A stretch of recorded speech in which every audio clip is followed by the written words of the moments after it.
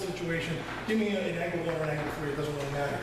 All right, I'm going to come right inside, crash it. Now,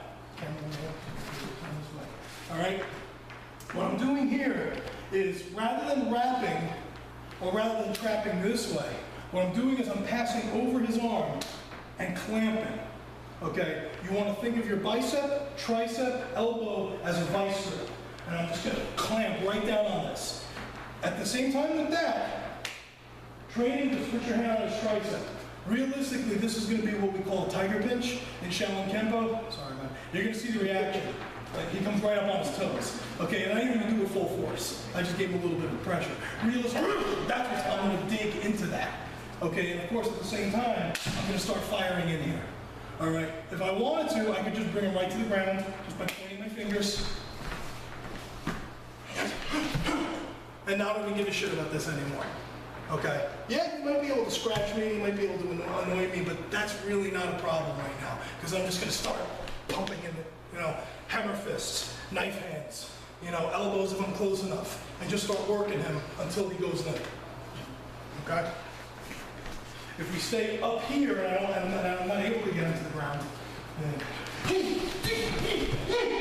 I'm just going to work him. Knees, chin jab, knee, chin jab, elbow, elbow. Okay, I'm just going to keep working him until he either drops or it turns into pain. I don't care what happens first. Okay.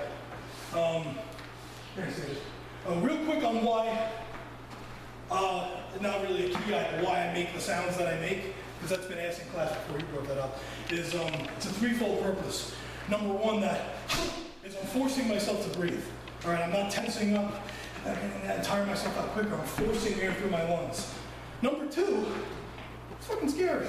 I mean, if right here, if David comes at me right here, and he's got a fight, let's say O'Neill's his friend, and he's thinking, all right, once David gets the better of him, I'm gonna come in, but O'Neill sees, you want to do that? I mean,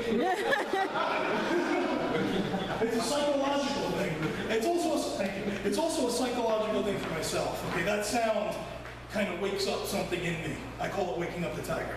It switches me into that combative state that you need when you're dealing with a situation like this.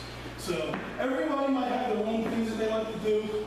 Some people might do the traditional key eyes. That's fine. And for now, you don't have to do any of that.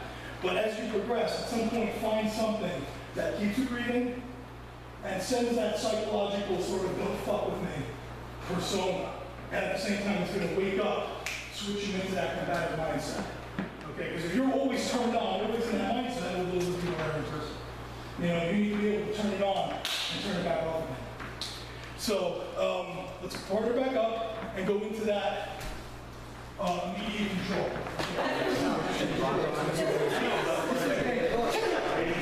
Okay.